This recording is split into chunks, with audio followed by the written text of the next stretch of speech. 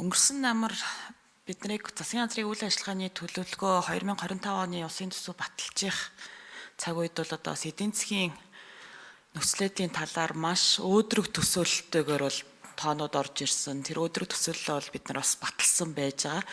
Харамсалтай нь тэр өөдрөг төсөөллүүд бол бас байж амьдрал дээр төдийлөн биелэлээ олохгүй байгаад байна.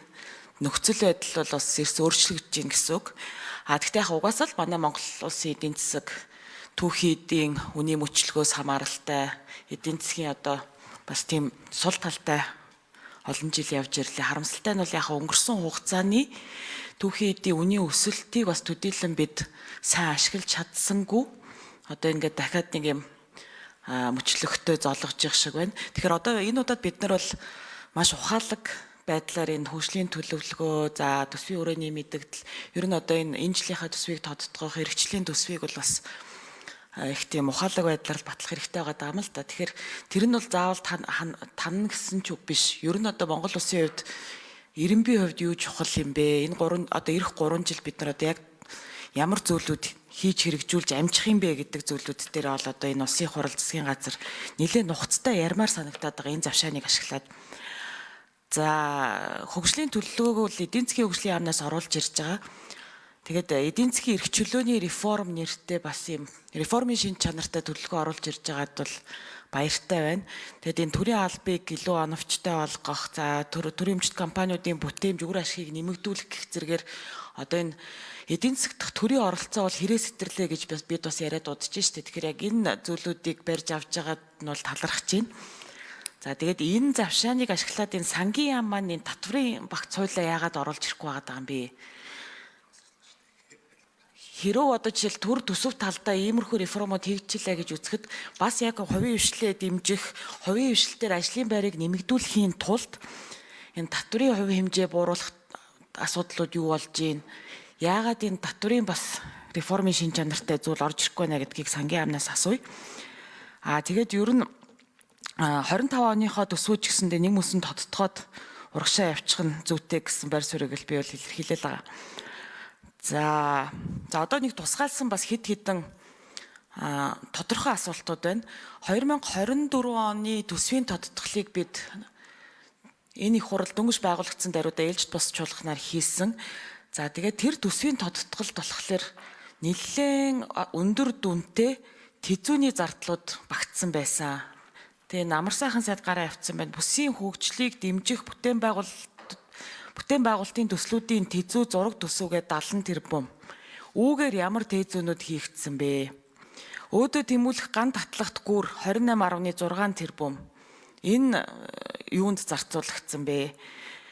Хөшгийн хүндийн түнэл төсөл 55.3 тэрбум. Шинэ их дойроо хурдны зам 23 тэрбум гэх мэтчлэн юм маш өндөр дүнтэй юм тэзүүний төсвүүд 24 оны төсвийн тодтгол тавигдсан л да. Тэгээд эдгээр нь юу болсон бэ? Энд дээр маш тодорхой хариулт авмаар ш. За 14 мега төсөл гээд байгаа. Би бол түрүүн нөгөө одоо хөгжлийнхөө төлөвлөгөөг дунд хугацааны бас зорилтуудаа тодтогохын тулд яг ямар төслүүдийг хэрэгжүүлэх юм бэ гэдгээ нэлээд нухацтай ярьчих гээд байгаа. Тэгээд энэ 14 мега төслийн дунд 5 толгой цахилгаан станц орсон байгаа л да. Тэгээ энэ болохоор одоо хөгжлийн төлөвлөгөөнд бол зүгээр гадаад дотоодын хөрөнгө оруулалт гээд их усрын тодорхойгүй 2.3 их найдгээ тавигдсан байж байна. Энэ юу болж байгаа вэ?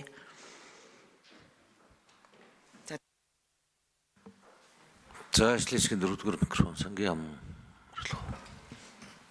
За сангийн яам санжаадарч жарлан гишүүний асуултанд хариулъя. За татврын реформтой холбоотой асуудлаар бол бид судалгааны шатанд бол хийгээ явж байгаа.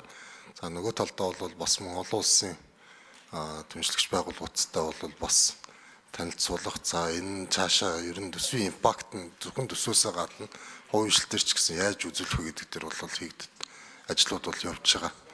За тэгээд яг хав татврын реформыг бол угаасаа нөгөө хуулиар аягүй зас мэлэр жилийн төсвийн хуультай хамт оруулж ирэх тийм хуулийн залт байдаг. Өөрөөр хэлбэл энэ маань өөрөө төсвийн орлого дээр нөлөөлдөг учраас. За тийм учраас бол намар оруулж ирэх юм бол намар оруулж ирнэ гэсэн ийм юутай байгаа. Наа нь бол хилцүүлэг ингээ бүх шатанд бол хийгээд явж байгаа. Ийм зүйл байгаа.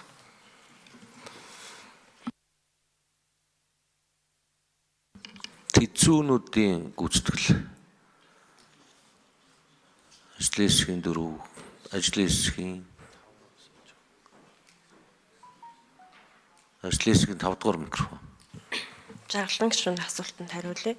Цангийн амтлагын жаргал хөгжлийн санхүүжилт хөрөнгө оруулалтын газар 24 оны төсвийн тодголоор яг Улаанбаатар хотод хийгдэх томоохон бүтээн байгуулалтуудтай холбоотой бэлтгэл ажиллагааг хангах дээр нийтдээ 7 туслаар хэмжээнд 258.8 тэрбум төгрөгийн санхүүжилт батлагдсан.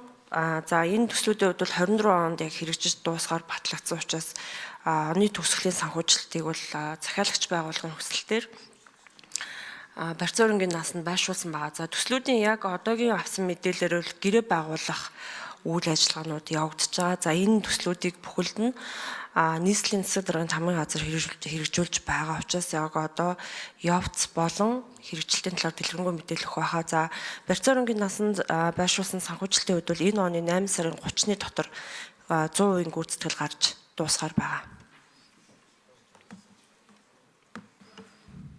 За нийслэл нэмж хариуцлах уу? Нийслэл гин дээр тайлбар хийх үү? За тэр ажлын хэсгийн микрофон дээр очиж суухгүй л.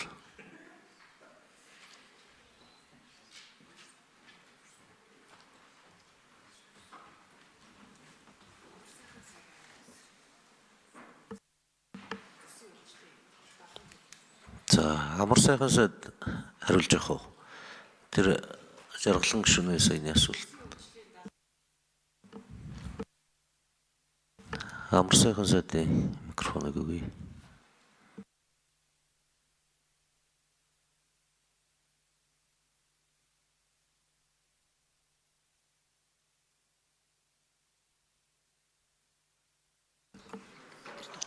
Микрофоны амар сайхан сайдын микрофоныг өгье. Та За жаргалан гишүүний асуултанд бас тодорхой хариулъя. Бүссэн хөгжилтэй холбоотой асуудал.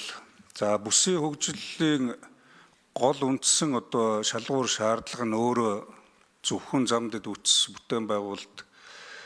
За ахуйн шин чанартай хөрөнгө оруулалтаас илүүтэй хүний хөгжлийн асуудал нэгдүгээрт байх ёстой. Энэ өөрөө хүн эрүүл боловсролтой, өрсөлдөх чадвартай, мөн хөрвөх чадвартай байж өөрөө тухайн бүс нутагт хүн оршин тогтнох, тэр хэрээрээ ажиллаж амьдрах нөгөө бүсийн хөгжлийн гол одоо хүн суурьтай, хүн төвтэй хөгжил болж одоо үр дүнгээ өгөх юм боломж нөхцөл бүрднэ. Тийм учраас бид нар энэ бүсчилсэн хөгжлийн чиглэлээр хийж байгаа альва ажил дэд үтсээсээ эхлээд цаашлах юм бол нийгмийн дэд улсын сургууль цэцэрлэг, за тэгээд бусад нийгмийн бүтээн байгуулалтад соёл, спорт, мөн одоо эрүүл мэндийн чиглэлийн үйлчилгээнээс эхлээд сургалтын хөтөлбөр, арга барил, тэгээд амьдрах ухааны одоо хөтөлбөрүүдтэйгээ уялдсан байдлаар орон нутагт хэрэгжих боломжийг бүрдүүлэхээр ажиллаж байгаа. Жишээ нь ганцхан жишээ хэлэхэд говьд бол одоо нэгдсэн үндэсний байгууллагын хүн амын судалгаагаар нийт одоо улсын хүн амын 6% ажиллаж амьдарч байгаа. Гэтэл тэнд өнөөдрийн байдлаар 19-с 25 насны залуучууд буюу эд хөдөлмөрийн одоо сурч боловсрол насны залуучуудын одоо хувь эзлэх хувь багассан байна. Мөн цаашлах юм бол ажиллах хүчний дутагдалд орох ийм эрсдэлтэй байна. Хүн одоо тогтож амьдрах нөхцөл бүрдэхгүй болвол ингээд 30 онохэд бол тэнд хүн амын тоо 5.7 болж буурах ийм эрсдлүүд бий болсон байгаа. Тэгэхээр энэ юу гэлж яах нэхэр бид нар зөвхөн говийн бүс гэдэггүй бүх бүсүүдэд энэ хүн одоо ажиллаж амьдрах орчин нөхцөлийг нэгдүгээр бүрдүүлээд тэндээ одоо бусад энэ бүтээн байгуулалт болон эдийн засгийн төрөлцсөн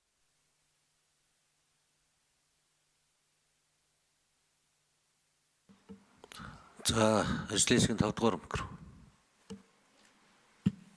За жаргалан гишүүний асуултанд хариулъя. Засаг даргын 1-р орлогч даваад л.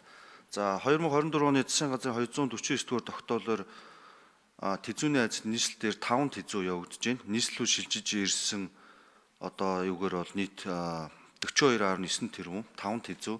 За нэг нь болохоор Таранбааны 1-2 дугаар шугамны ажлууд тэзүүнүүд бол нийт 5.5 тэрбумаар одоо гүйцэтгэл 90%, 95% гүйцэтгэлтэй явж байна.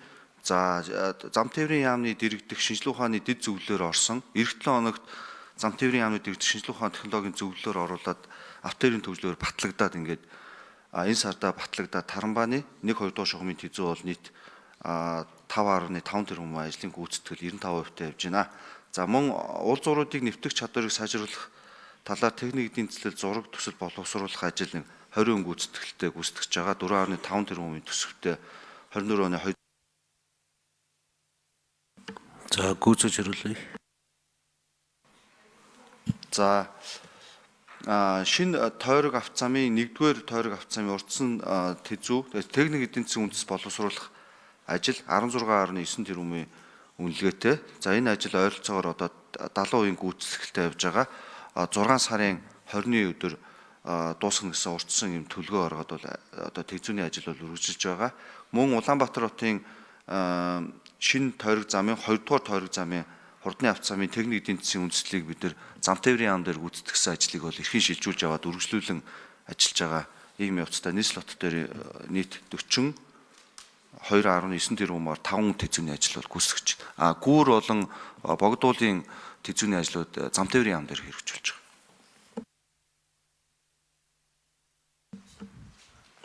За орчин хүчний яамнаас 5 толгой цахилгаан станцтай холбоотой асуудал.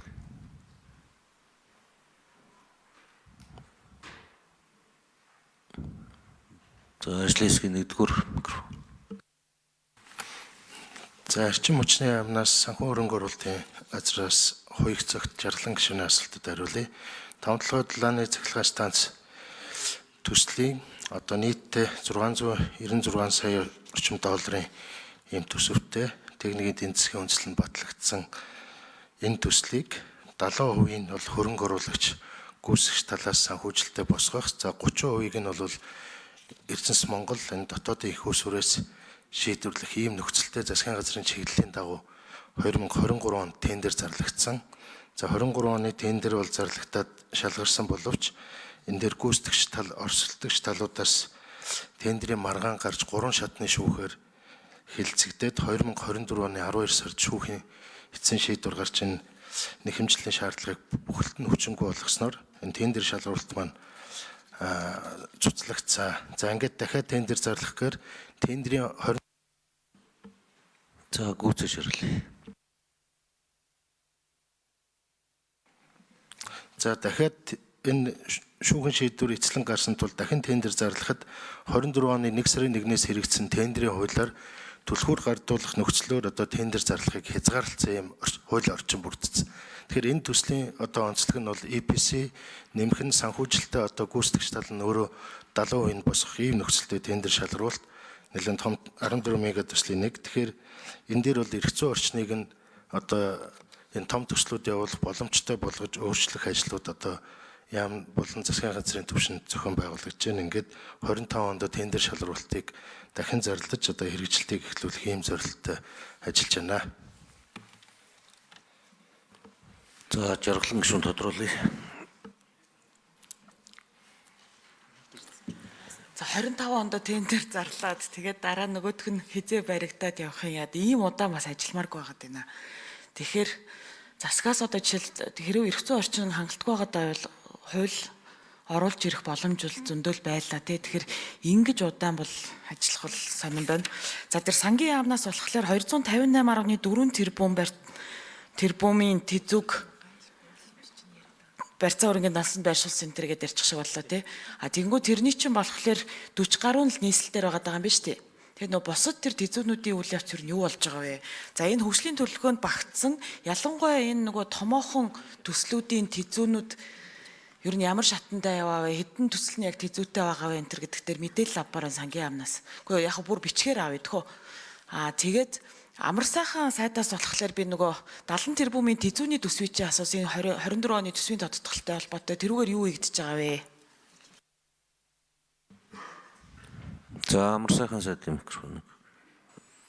За жаргалан гишүүний асуулт энэ 14 мега төслийн болон бусад төсөл хөтөлбөрийн техник эдийн засгийн үндэслэлүүдээр ялангуяа төслийг төрөвчлүүлэх, эрчимтэй үр дүнтэй хэрэгжүүлэх чиглэл дээр ажлын хэсгүүд байгуулагдаад ажиллаад явж байгаа. Одоогийн байдлаар 2 ажлын хэсэг байна. За дээрэс нь энэ бүссэн хөгжлийн үндэсний хүрээлэн дээр бүсийн хөгжлийг эрчимжүүлэхтэй холбоотой гол ажлууд дээр зураг төслүүд тавигдсан. энэ зураг төслүүдийг тавихтаа үндсэндээ одоо бүсүүдээс сонгогдсон гишүүдээс болон салбарын яамдаас авсан санал дээр үндэслээд дэд бүтцүүдийн төсөл хөтөлбөр тэр дундаа одоо яг энэ бүссэн хөгжлийг сум аймагт хэрэгжүүлэхтэй холбоотой үндсэн дэд бүтцүүдийг тавихад нэгдүгээрт за хоёрдугаарт энэ бүсүүдийн эдийн засгийн одоо чиг үүргийг тодорхойлохтой холбоотой техник эдийн засгийн үндэслүүдийг хийгээд за гуравдугаар За гүйцэж ирлээ.